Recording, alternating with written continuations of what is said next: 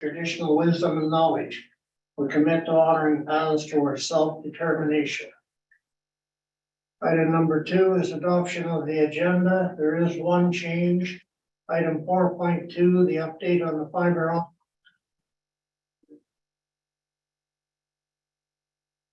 There's you yelling. 4.2 is canceled. Update on the fiber optic line. Any questions?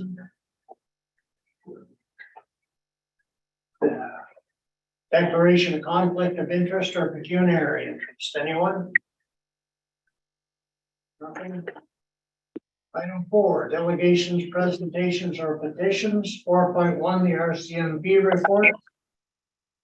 Of the detachment commander, Jesse Obat. Thank you, Your Worship. I do know that this is the May policing report and we're almost in July. So apologies about that, but I think the town was also quite busy during the course of this month. So there's obviously a lot of fresher information than this. And I can discuss a little bit of that tonight as well and not wait till July, if that's okay with council. But I would like to draw your attention to a few things in the report. Sort of the big one being mental health calls for service. So in the month of May, we took 34. That's a little over 1 a day. And those calls for service are purely mental health cases. So our officers are doing an excellent job. This often puts us in very stressful, demanding situations because people are going through some sort of crisis, obviously, if we're being called. And I do want to let the council know, and you, Mr. Mayor, that we are working with our mental health partners in the community. They've been excellent, and we'll continue to do so. It's definitely an issue not only here, but across Canada, and something that we see at the detachment every day.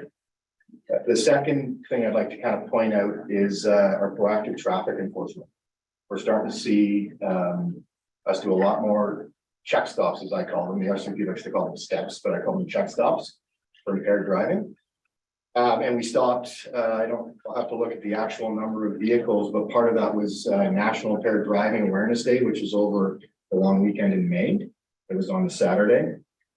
And we stopped over 50 vehicles. And because of that proactive work, we're able to charge 3 impaired drivers by alcohol. And several tickets were laid. So some conviction act tickets under the Motor Vehicle Act. So that can be anything from speeding or no driver's license, no insurance, those types of things. So, that's, I hate to draw similarities, but road safety is one of our priorities.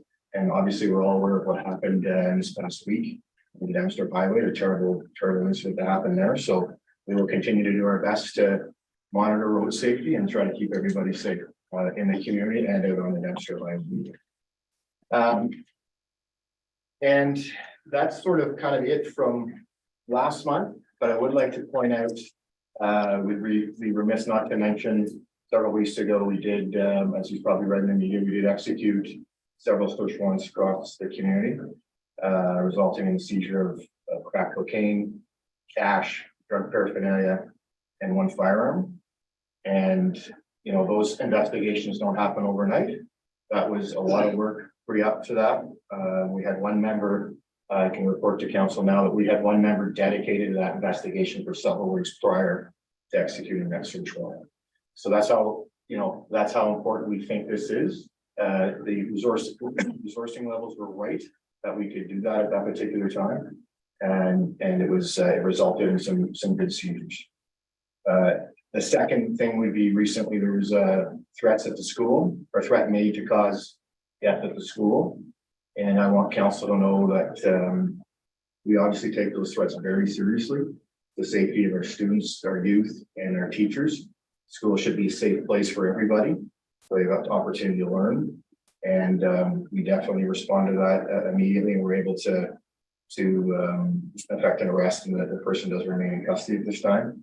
And the school I've been partnering with almost every day, keeping them updated and talking about ways that we can help keep them safe, knowing that there's only 2 days of school left this year, but it's still important. I want those 2 days for everybody to be enjoyable. It should be the last 2 days of school should be be fun. So I'm open to any questions that council or the mayor may have. Any questions, Councilor Collins? Thank you for the presentation, Sergeant. Will we see more investigations or harassment dedicated to looking at drugs in our community, like doing the legwork you talked about to address the drugs in the community? My hope is yes. You know, as you'll see, you know, with the mayor's reports, with things that have happened recently in the media, we definitely have a lot of pressures. But you know, disruption of the illegal trade of substances is one of our priorities, and I remain committed to. And I've said this before in other meetings, but I'll say it to council. While I'm the detachment commander in Inuvik, I just will not tolerate people trafficking controlled substances. So I'll do everything in my power to stop that. Doesn't mean I have all the answers, and doesn't mean that we'll be doing a bust every day, but my goal, this was a bit of a pilot, a one-time thing to see how it went. I think it was a success. And when resources are adequate, I would like to try this again and continue to dedicate. And it doesn't mean it's just one person or the drug narco, for lack of a better term, in Inuvik. It just means that sort of their 75% priority is going to be that, help out with calls for service, but be sort of that person continuing working on it. Because as you, in a respect, these can be sort of lengthy investigations that we need to put resources on. Any other questions, Councilor Merrill? So I think resolving 34 mental health complaints in a month is absolutely remarkable, and the members have done well, that nobody's been hurt during that. Is there any chance that the mental health workers are able to partner with you on some of these calls? Or I think you're probably already looking at that, aren't you? Yeah, that is something that, you know, other jurisdictions are doing with their police. You know, we're always working anyway, so it's a heavy resource commitment from our mental health providers, and sort of mapping out the safety aspects of that. But you know, in a perfect world, I'd always like to have somebody that we can call, even on the phone, if we could call a mental health professional, if it's midnight or 3 a.m., just to say, you know, we're going to a call, we'll put you on speaker, give us a hand. And that's not to take away, like you said, thank you, the great work that members have done to resolve those almost all peacefully, or no one's been injured. You know, in a perfect world, that's definitely something I would strive towards. Anything further? And we thank you very much for the report, and thank you for the proactive approach as far as regulars go in particular. If there's anything we as a council can do to assist you, we'd be more than happy to do so. Thank you very much, everyone. Have a great evening. Thank you. Moving on, item 5, public question period. Anything?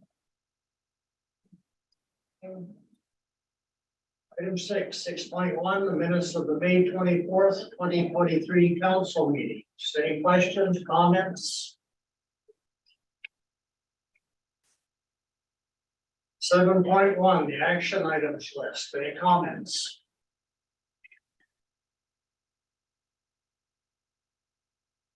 Eight point one, appointment of the naming committee members. Inuvik Town Council hereby appoints Jesse McLeod, Maureen Bullock, and Anna Kingo to the naming committee for a 2-year term expiring May 31st, 2025. Any comments? None.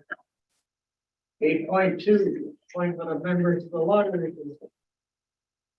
And members are, suggested members are Bernice Furlong, Melba Mitchell, Elizabeth Gordon, Donovan Harry, Sherry Shanks, Alan Lee, Merle Carpenter, Don Fisher, and Nick Saturnino for a 2-year term expiring May 31st, 2025. Any comments? Seeing none. 8.3. Aquatics mascot naming community contest and appointment of judges.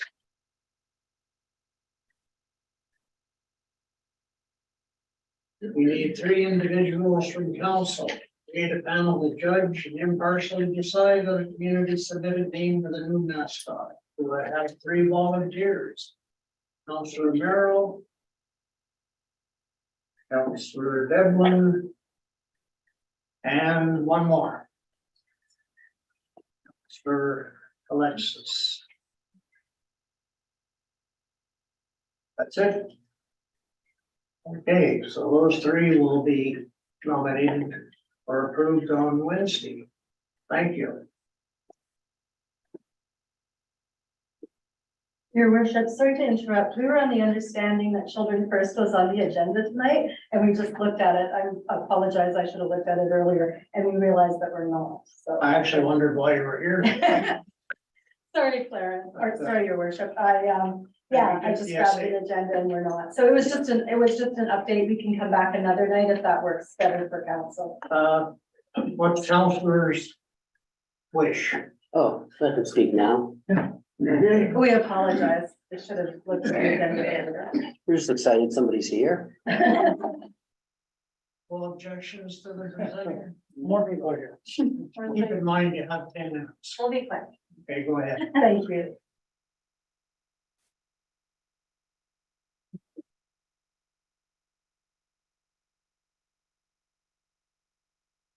Good evening, Honorable Mayor, and my name is Candace Layton, and I'm the Director on Children First Society Board. And with me tonight is Patricia Davison, our Executive Director. So since our last update to Mayor and Council, a few things have happened.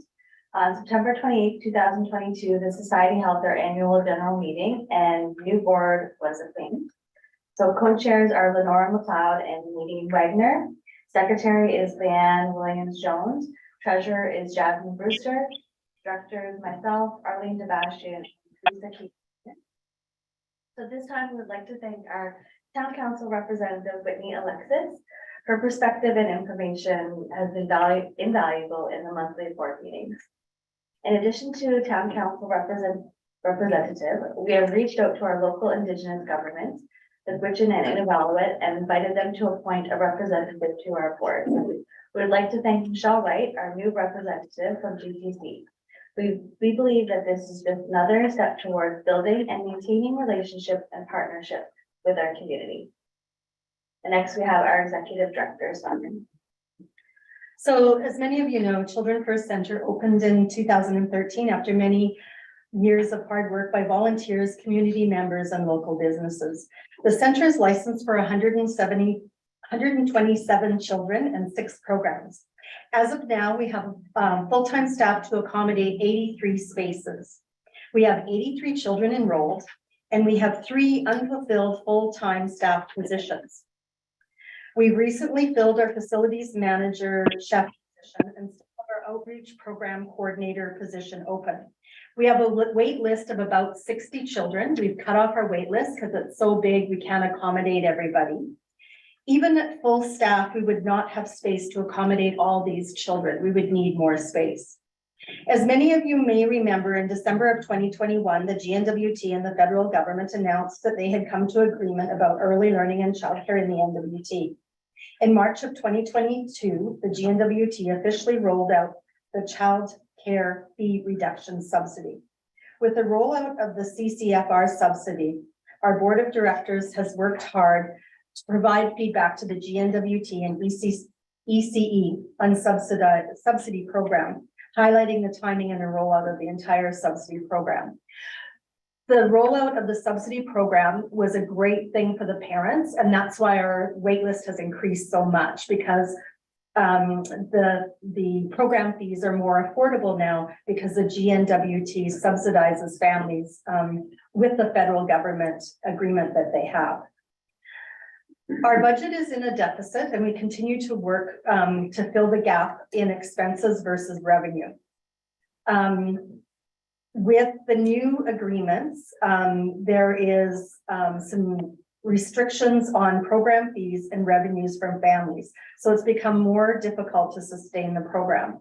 In 2015, Children First raised their program fees substantially. That was when we first opened and realized that the fees that were set were not sustainable, were not able to sustain the program. So with the cap on the program fees now, in 2022, they started. And that's about the time, of course, that we came out of COVID and the price of everything started going up. And we were having a really hard time retaining staff. So at that time, we gave all the early childhood staff a fairly substantial increase in wages because we couldn't keep anybody. I had 8 positions vacant and no interest in filling them. So we raised our staff fees. It's still not a comparative wage. They can still walk across the street and make more money with any of the governments, whether it's at the school, as an educational assistant, or at any of the other care facilities. They can still walk across the street and make more money. But we just can't afford to give them any more. There's not enough money, and the money that they're making just isn't enough to support their families on. So we're looking at how we can retain our staff and still stay within our revenues and our budget. So staff education training, for this winter, we had 5 staff taking early childhood courses through Aurora College long distance program. We have 4 that have completed their certificate programs, and so they'll be going on to their diploma program, and 4 staff who are working on their certificate. So 8 staff in total are working towards their post-secondary education in early childhood. Some have applied for student finance, some have applied under beneficiary organizations for funding for this, but there have been barriers to successful funding for this. So Children First tries to support the staff in every way they can. Up to this point, we've been trying to pay for the courses because we haven't, the individuals have not been successful in obtaining other funding. When you're working full-time and taking part-time courses, it's hard to find funding to maintain that, but we still keep trying. Our outreach program, as some of you may remember, was working in the home. So we were doing Kids in the Kitchen in the home where we delivered groceries. We were doing science in the home, budding artists. We're delivering things in the home during COVID. So now we're back to programming in the building, but our dilemma is we can't fill our program, our outreach program coordinator position. So we only have an assistant part-time in that position. So it's hard to maintain a full program when we can't retain staff. We continue to do on the land activities. We've been able to access some great funding for that through the NWT on the land collaboration. And last year we were able to do, some groups did up to 8 on the land trips. And really the children and the staff really enjoy that and get a lot from that. And this winter we were able to take out all of the groups at least once, some of them twice, to Okpik Village. And that was a collaboration with the tour guide who had access some money for children on the land. And we were able to open that up to our outreach program. So any child between the age of 2 and 12 in Inuvik could have went to those camps. And we did have some uptake on the outreach program. And then we had a number of children that went out that weren't in our regular program.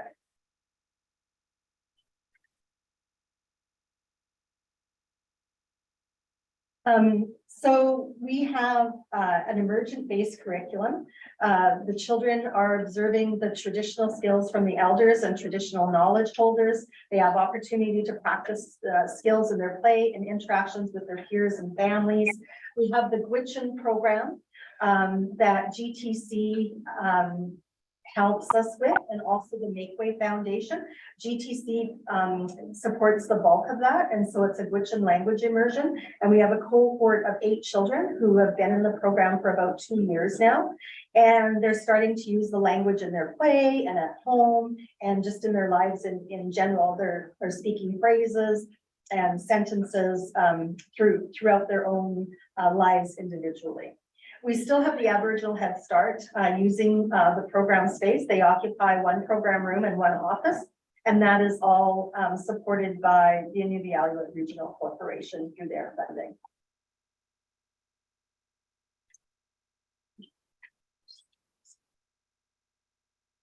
So before we end our report, we would like to bring to town council's attention the correspondence between the town and us from 2019. We initially reached out to inquire about our outstanding loan, repayment amount, and received the May 2019 letter. At this time, we would like to request an opportunity to discuss these further with the council to better understand the whole of the situation. Thank you for your time this evening. We would like to know if council or the town of Inuvik staff have any questions or concerns. You can contact Patricia or our co-chairs, Meeting Wagner and Lenora. Thank you for the report. Any questions? Questions, Councilor? No, thank you very much. Oh, Councilor Merrill. So are you asking for the town to meet with Children's First and talk about what the agreement was and what it looks like now? So we did have an opportunity just last week to meet with Grant, and it was a very productive conversation. And I think it helped a lot to have an understanding of, you know, sort of for the town to sort of hear from us and us to hear from the town. So that was a very productive conversation. So as many of you may remember, the building of Children First, the town, we were very fortunate the town put in some money as a grant towards the payment to build the building. And the building was built by a lot of community fundraising that Children First did. And near the end, the territorial government put in some money, the federal government put in some money, and like I said, the town put in some money, which the building would not have happened without that. And so part of the agreement with the town is that we signed over the $6.5 million building to the town, and we're paying off the loan as rent. And the reason it was laid out like that is because at the time we could access money for rental payment. And so we paid rent to the town for use of the building. And so that loan will be paid off in 2024 if things keep going the way they're going. And so just consideration moving forward, what that will mean for the Children First Society and the town, and what kind of partnership we can develop, realizing that the town puts in maintenance to the building, and so there is a cost to that. And we're a nonprofit organization that meets a big need in the community, and so the balance, I think we're looking for a balance between all of that in any agreements moving forward. Thank you. Anything further? Councilor Devlin? Yeah, I just we'll harken back maybe to 2013 and maybe we take a look at the original business plan and proposal for the center. I think you guys did a tremendous job. I just want to put that on the table for this job here.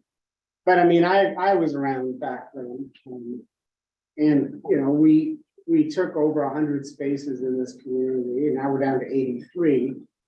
The prices went up in the community. So from the get-go, there's always been some questions around the business model, sort of what expectations versus realities. And I understand inflation, I understand COVID, I understand challenges with hiring, I understand challenges with the new way of paying for daycare in the territory. But I still always think that, you know, if we go back to the original plans and how this was going to be funded going forward, and we just take a look at some of the basics and maybe rejig some of that to sort of figure out how to alleviate some of these things. At the time, it was supposed to, again, it was going to be replacing, we had about 110 spots in town at the time.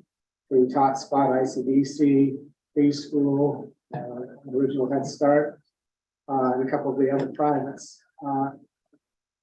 So like I said, I'd just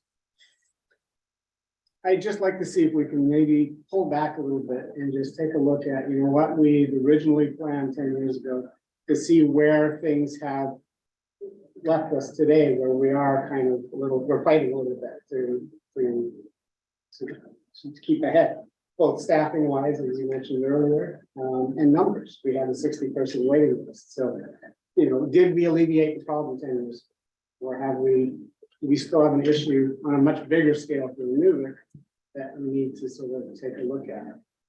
And I say this for the more general Inuvik, not just with Children's First, but I think we all sort of rely on Children's First as, yeah, we've got our center, so everything's taken care of over there. But when we actually hear the numbers coming out of it, we're not solving that problem. We have not yet solved that problem. And I think, perhaps with this meeting with Children's First and town administration or even town council, I think you're a big portion of it, but I do think we need a bigger conversation as well.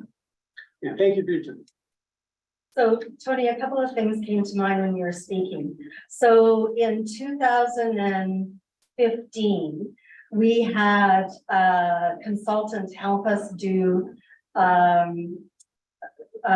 business plan and came up with a great strategic plan. And one of the things that he did is he crunched the numbers, and he was quite surprised himself to find that Children First, the building as it stands and the staffing and all of that back in 2015, the sweet spot for spaces was 50. That's where we broke even. That's where we did the best. If we had 50 children in the building and staffed for 50, that was he called it the sweet spot.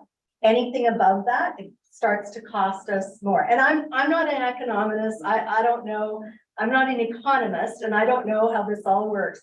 But he showed me his wonderful program that he inputted all the numbers, and he, would switch numbers, and 50 was that spot. Now, some of you may know I've been executive director at Children First for the 10 years that it's been in operation. During those 10 years, I've come up with ways to increase spaces, and the board has always looked at me and said, that's a really great idea, Patricia, but where are we going to get the staff from? We can't even staff the spaces we have, let alone those great ideas to increase spaces. Everywhere across Canada is struggling with staff to fulfill spaces. The NWT, the early learning and care sector, is so fragile right now. We have some of the major centers saying if nothing changes by 2024, we're closing our doors. We can't sustain it. We can't keep going. So I agree. I would love to sit with people and try and, rejig a business model and come up with something that's a solution. But the way early childhood is situated right now across Canada, it's not working. Something has to change to make it sustainable, to make it work. Right now, it's just not working across Canada. Yeah. Anything further? Thank you very much for the presentation. Thank you. Thank you. Thank you. Okay, moving on. Item 8.4, award the community plan and zoning bylaw review update. The recommendation is still in consulting. Three options to approve Dillon Consulting. Refer the document back to administration with any changes, or cancel the community plan and zoning bylaw review and update. Any comments? Councillor Devlin. I'm just wondering if we could see a matrix based off of the evaluation, not that there's any questions about it, it's just with 5 submissions. Make that available for prior to Wednesday. Like I said, I'm not challenging, I'm just curious. Councillor Devon, yes, we could make that available. Anything further? Sorry, just a reminder that information is confidential as well. It's not for public. So we can give it, yes, we can send it to council, but it would be under confidential as items. Understood. Anything else? 8.5, final operating and capital budget. The recommendation is, of course, that we approve the town of Inuvik 2023 operating and capital budget as presented. Mr. Hood, would you like to present? Okay. Hopefully everybody can see the screen and hear me. Yes. So anyways, thank you, Mary Wood. I'm pleased to present you, council, the proposed town of Inuvik final operating capital budget for fiscal 2023. On the surface, there appears to be a little change, but behind the scenes, there have been some areas of change, which when you add the pluses and the minuses together, allows for the presentation of a balanced budget. With this presentation, I trust the information provided will allow council to approve the revenue and expenditures for fiscal 2023. As always, I want to thank the directors and managers for their assistance in developing what we believe is an achievable operational capital budget. As you can see, we've been able to retain a balanced budget, as was the case with the interim budget. During the time we presented the interim budget and this proposal, we've been in a better position to estimate revenues and expenses, as there have been some changes. Government funding has risen minimally, and in addition, some areas of our own source revenue increased through, although not significantly in this case, except in the case of land sales. This is coupled with staff vacancies and improved operating efficiencies has contributed to the bottom line change. Salaries and benefits plus utility costs continue to be the majority areas of expense. We're continually reviewing our operations and have made some changes. However, we continue to take a conservative approach in some areas where we feel improvements have been made, but require more data to show trends which allow for a more accurate estimate for budget purposes. With some of the conditions I've just pointed out, administration has been able to reduce the projected property tax increase from 4.5% to 3.96%.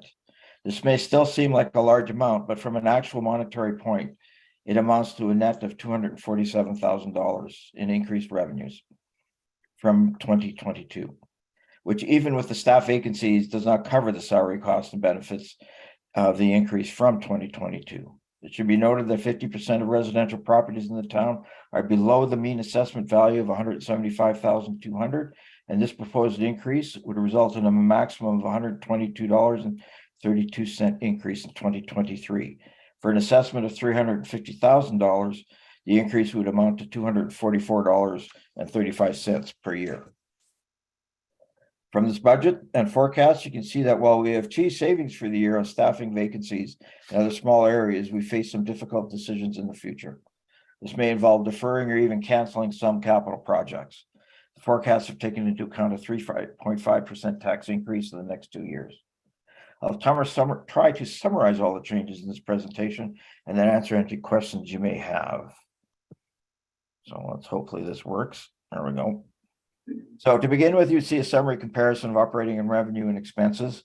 As you can see, we continue to provide an operating surplus used to invest in our capital expenditures. Without the surplus, many of our capital projects will simply not be able to be achieved. This, however, is normal practice. So there have been some significant changes in revenues in the interim budget. And here you'll see 5 major adjustments.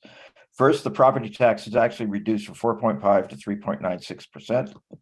The economic development reduction for fill and flow funding was reduced down to $50,000 based on information.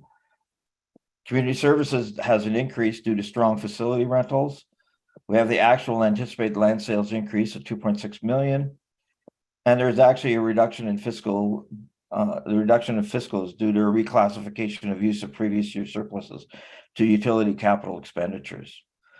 While the total operating expenditures have increased by $306,000, they have been offset by various increased revenues above.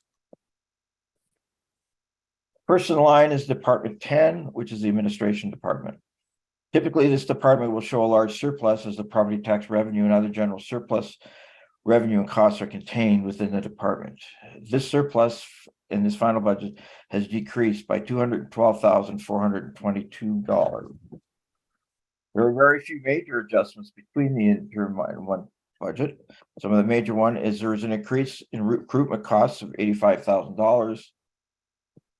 Increase for salaries as well as severance costs and other expenses close to our actual of $54,000. Increase insurance expense of $20,000. And a reduction in the investment income of $14,500. Moving to Department 20, protective services. Overall, the initial deficit for the department has been reduced by $4,000. There were no main factors contributing to this change. For Department 30, public services, there has been a change in the deficit with an overall reduction of $115,000, due in part to decrease in salary benefits reduced by $26,000. Gravel road repair decreased by $125,000 based on operational requirements for 2023. And building and maintenance has increased by $36,000 primarily for the Midnight Sun Complex. For Department 40, The only change was a small increase of $10,000 in revenue for tipping fees, of which 50% is recognized by the town. In Department 50, the Economic Development Tourism Department deficit increased by $27,000. Major contributing factors were the funding for the fiddle and flow was reduced by $50,000. However, it did have an equivalent change in expenses, so there was really no net change. However, there is an increased entertainment cost for ED of $5,000.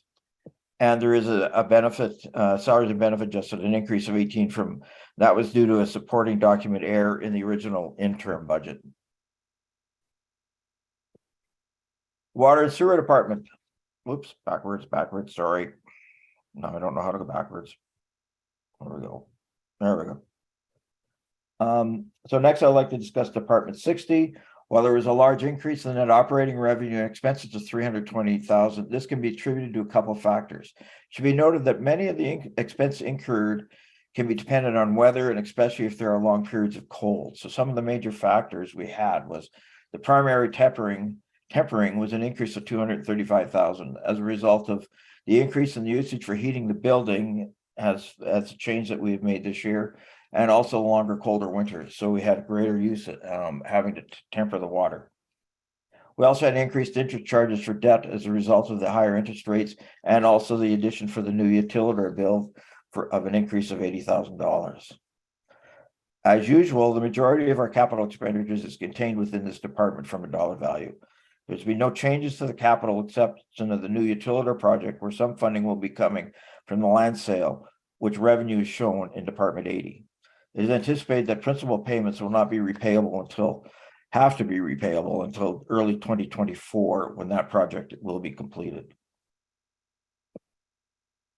So the Community Service Department had a minimal changes in this budget, with the exception of increased revenue, facility, and equipment rentals based on bookings and handles. These additional bookings have reduced the deficit in the interim budget by $119,000, of which $100,000 is from increased rentals and is the main factor, and some other miscellaneous expenses reducing by $15,000. For your note, expenses for the current pool repairs has been classified in the capital expenditures before you ask. For the library department, overall, there was a reduction in the deficit of $13,000, which is wholly a result of staff vacancies. For the lands department, overall department operating surplus increase as a result of the actual proposed land sales, resulting in an increase of $2.263 million. This additional amount, however, is allocated to the new utility system. And finally, the operational department is Department 90, the fiscal. Overall, the surplus was reduced by $761,171. However, $669,171 was a result of the reclassification of previous surpluses being used for utility capital projects, and that amount was transferred to Department 60. There's also an additional expense for pool repairs of $92,000. So at this time, that actually concludes my comments on the operating side of the budget. Moving over to the capital projects, there were three additional capital projects from the interim budget. The first is the new utility system of $7.6 million, and the others were pool repairs and sand filters of $144,000. So that brings me to the end of my formal presentation. I'd be happy to answer any questions council may have.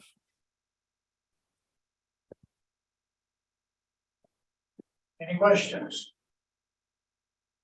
Councilor Devlin.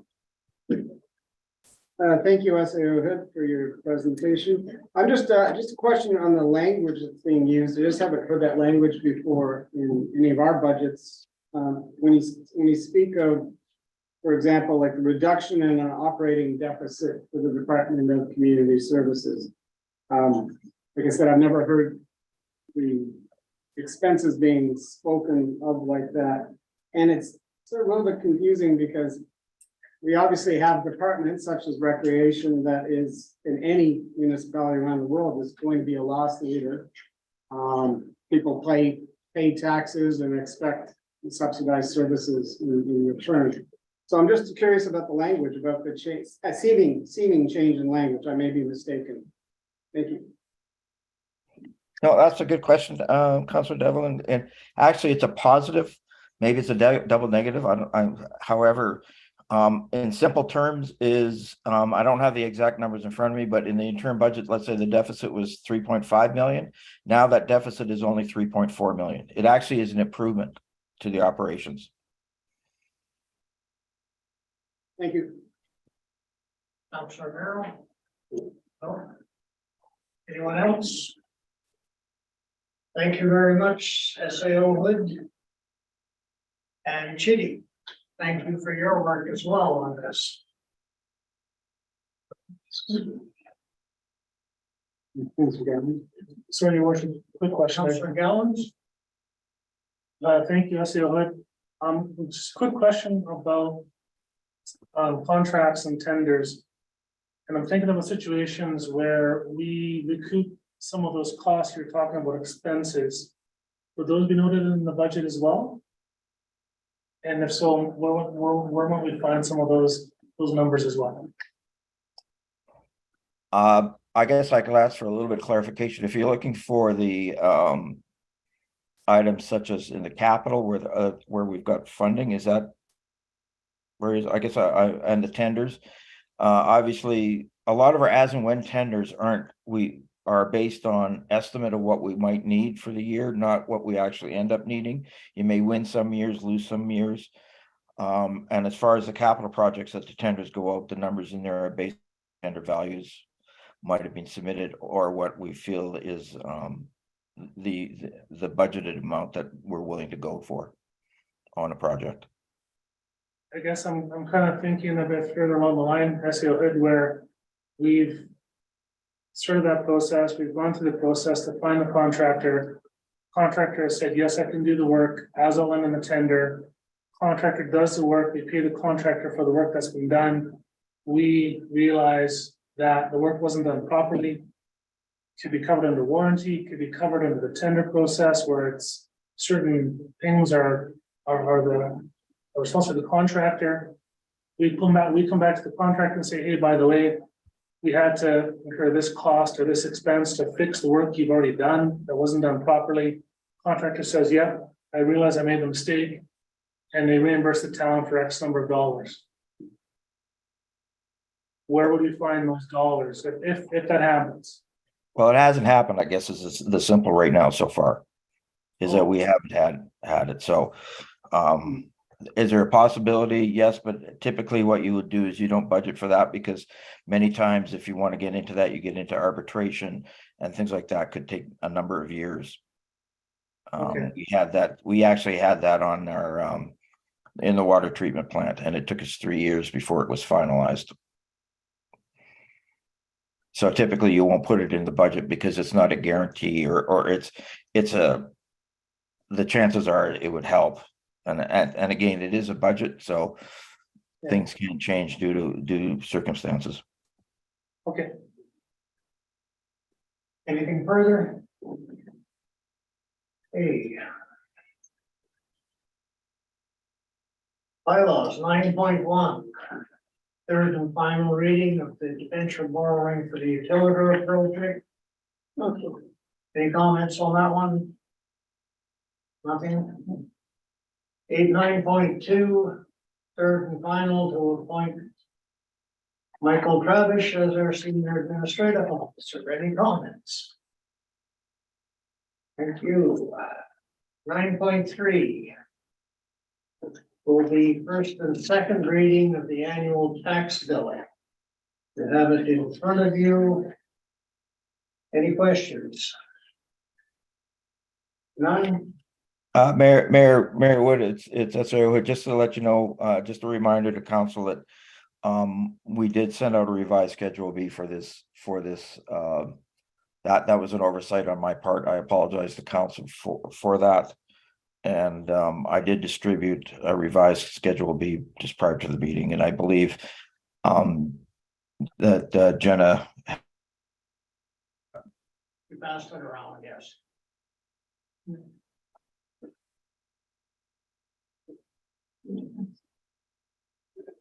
He's muted now.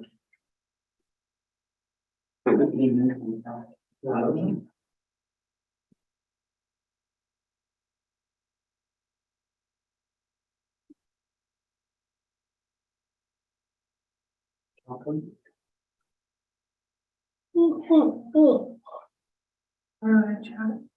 Just ask them to Just click that, ask click to that. unmute, Click the ask to click on the three dots. Ask to unmute. there. He's unmuted there. Grant, we missed the last of what you said. What was that? You were muted for the last part for some reason. For which? Right after you mentioned the revised Schedule B, you were muted. Oh, I didn't say anything after that. Okay. You didn't miss anything. We have a room full of people on Tinder hooks. Okay, any questions for Mr. Hood? Seeing none. We'll have a special meeting following the regular council meeting on Wednesday to consider third reading of this bylaw. Hey, department head reports, community services report. Lisa, would you like to say anything about your report? No. Okay, I would assume everybody has read it. Any comments? Counselor Devlin. The pool, we'd like an update on the pool. If possible, if there is one, Now the latest. thank you. The timeline is still a question. Okay, Shandy was out on the trail of the missing supplies today. What we've found out, is that the supplies have been in Yellowknife for the last couple weeks. They won't ship them, because the information that came from, when Italy shipped them, they shipped them with the dangerous goods to Toronto. From Toronto, for whatever reason, they got on a transport and got as far as Yellowknife. And then in Yellowknife, I believe they were trying to fly them here and they wouldn't take them because the paperwork for the dangerous goods is not in order. So Shandy's been on the horn today with John Ireland from Mertha and Kendra, his assistant, trying to get them to square away with Italy the proper paperwork that will allow Yellowknife to fly them here. So that's kind of where we're at. Brian Brody is the fellow is supposed to be coming up to do the repairs. Because it's taken time, if he doesn't get word within the next couple days that we have, it will be shipped here and we will have it by Monday. Then he's got another job that he's got to take. That will postpone him coming here by another 2 weeks. So we're hoping that John and Kendra will be able to get through to Italy, get the proper paperwork down to Buffalo Air, and then we can fly the materials here. So that's what we're hoping. Counselor Merrill. I have to ask, what's coming from Italy? Part of the supplies, the repair supplies. We've got a portion of it that wasn't dangerous goods, but like the glues and sealants and whatnot that were coming from Italy, those are dangerous goods, so they had to fly under a separate cover. So we got part of the stuff, but not the dangerous good part. Apparently it's been sitting in Yellowknife for 2 weeks. Just for slamming on our pool. Counselor Galloway. Does it make a difference how it's transported, whether it's by air, by road, is it the same process, same paperwork required? We can ship it, it can go by truck, but then we're waiting another couple weeks. Because they're gonna have to truck it from Yellowknife back to Edmonton and then Edmonton to here. So that's why we're trying our best to be able to get it flown here, because it's like a 5-hour flight, it's here. But, yeah. Counselor Devlin. I know that you guys ran lifeguard training on the weekend at Boot Lake, and I understand a few passed. Is there any discussion about running lifeguards at Boot Lake Saturdays and Sundays for the public? Thank you. As an alternative to the pool. Thank you.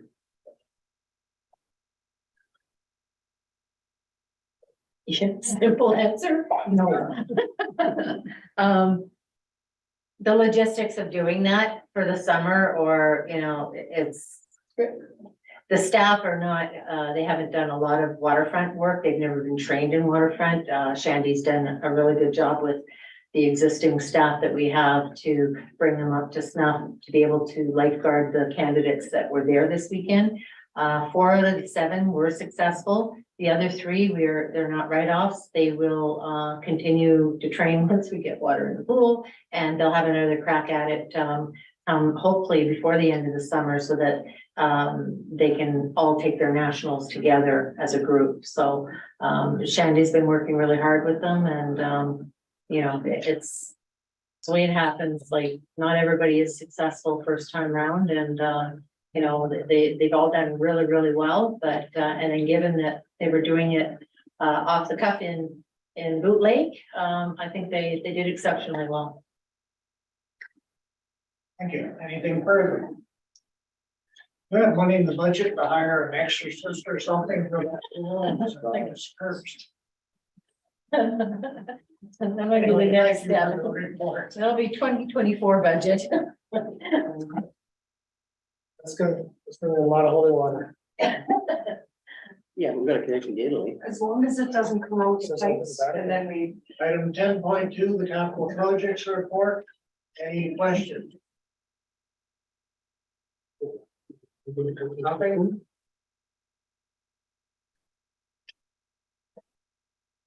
.1 strategic priorities chart. Any comments?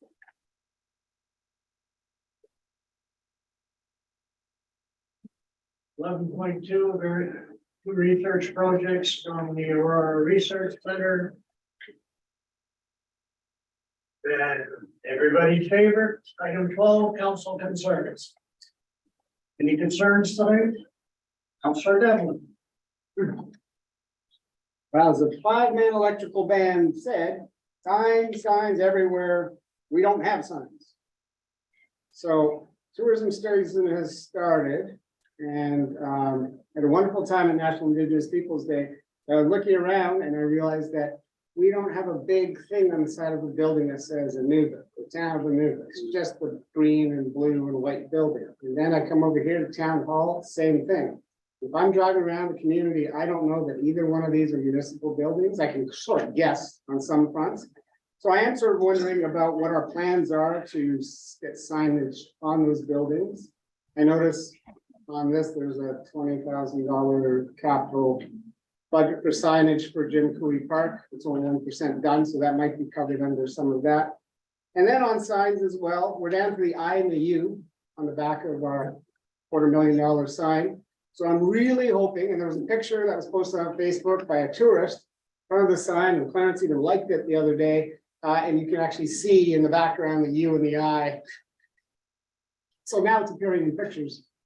So I'm hoping the Public Works can just yank those couple of extra letters off the back side if we're not going to be able to replace all the rest of the letters. Because like I said, it's appearing now in pictures on social media, and it kind of makes us look a little cheesy. But on the bigger sign front, yeah, I am curious about signs for this building and our building in Jim Cooey Park. Thank you.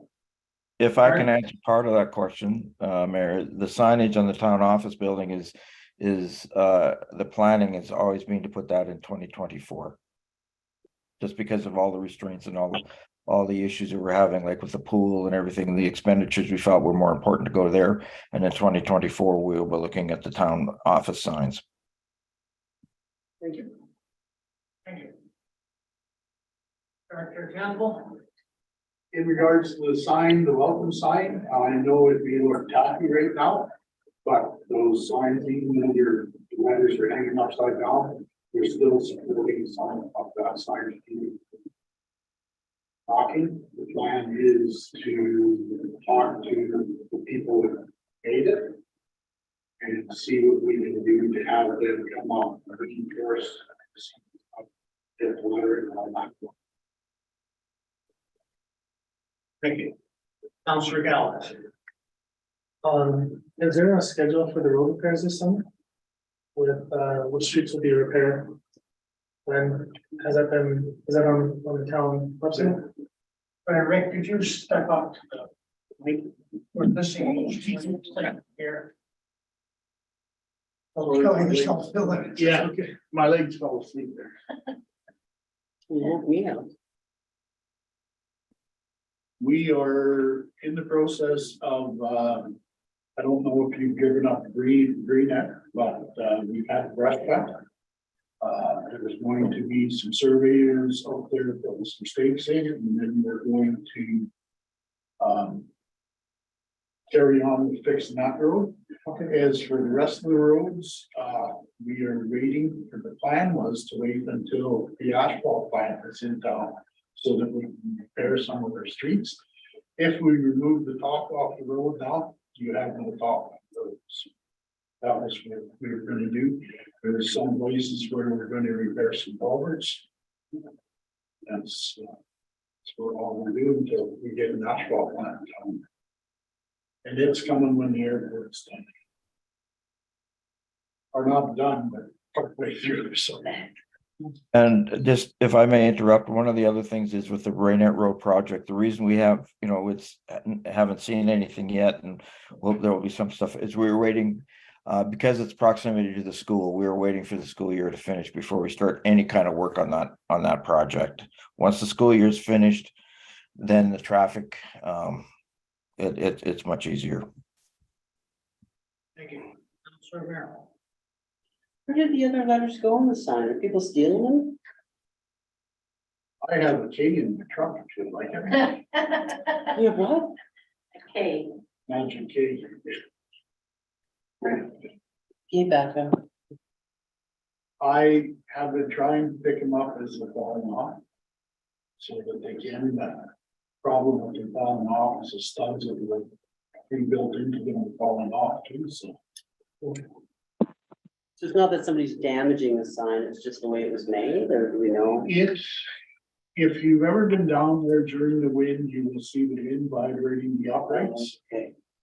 And that's part of the thing that we're trying to work with Alberta fabrication as to how to strengthen the bottom, because they built it the way the Phantom designed. Right. Okay, thanks, Rick. Thank you. Anything further? We have no in camera tonight. We're making a motion to adjourn. Councilor Merrill. Very much. Your worship, I would like to talk about some concerns tonight. Oh, Councilor Harder. It's Councilor Hart. Yes. Sorry, my phone muted on me there. Yes, I would. I'd like to put forth a motion to have council meetings during the summer months. This is due to the busiest time of our year, and we have all our major projects that are underway. So I feel like council needs to be more informed and have more involvement during this process. So that's one of my concerns tonight. And we can list it as a concern, Councilor Gardner, but I believe you have to give prior notice to be a motion. So, Okay, my apologies. sorry, Councilor Harder, there are right now the regularly scheduled council meetings for July and August, should typically historically, but that's just historically, there've only been one meeting in July and one meeting in August. However, if this council wants to continue with the regular council meetings that are scheduled for July and August, for having 2 sets of meetings each month, that's certainly your prerogative. Thank you. Yeah, that's something we could address then. Also, we have large ruts in the Jim Cooey Park area, where the Christmas tree was. What are we doing to remedy that, and at what cost and whose expense? Director Campbell.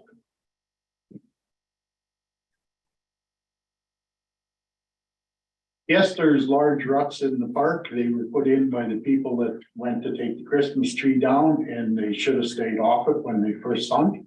I have talked to them and there will be no expense to the town and they will be filling the ruts in and putting them back to sea, so. And thank you, Director Campbell. Also, my last concern of the evening is along Mackenzie Road and Capsule.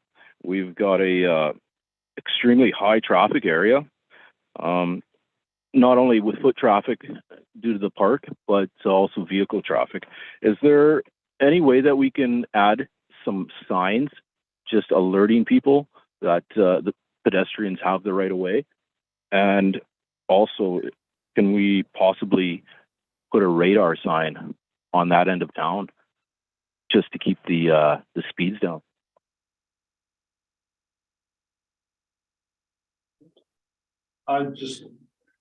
This is Rick. I want to just point out that there is 2 pedestrian crossings in that area. And I will let Cindy speak to the traffic signs.